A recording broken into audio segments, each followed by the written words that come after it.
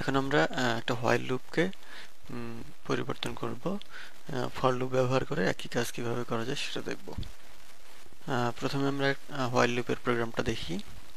এখানে দেখা যাচ্ছে আমরা একটা হোয়াইল লুপ ব্যবহার করেছি, ব্যবহার করে এখানে আসলে 1 থেকে 4 পর্যন্ত প্রিন্ট করা হয়েছে।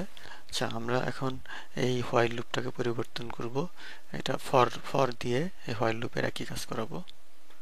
প্রথমে আমরা এইটা কেটে দিলাম।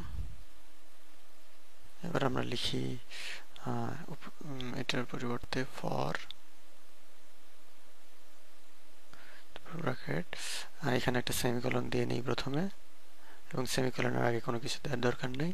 এবং এরপরে আমরা এক্সপ্রেশনটা লিখবো, হোয়াইল লুপে যে এক্সপ্রেশন ছিল নাম ইজ স্মলার দেন 4, এই এক্সপ্রেশনটাই লিখবো।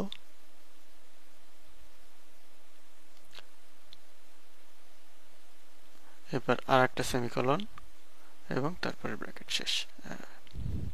এখন এই ফর লুপের জন্য আমরা যেভাবে লিখলাম এক্সপ্রেশন দিয়ে, হোয়াইল লুপের সাথে এটার কোনো পার্থক্য নাই, যেহেতু আমরা এইখানে এই সেমিকোলনের আগে কিছু দেই নাই এবং এখানে কোনো সেমিকোলনের পরে কিছু দেই নাই। সুতরাং এই দুইটা এই আগের যে প্রোগ্রামটা ছিল সেটার সাথে এটার কোনো পার্থক্য নাই, একইভাবে কাজ করবে।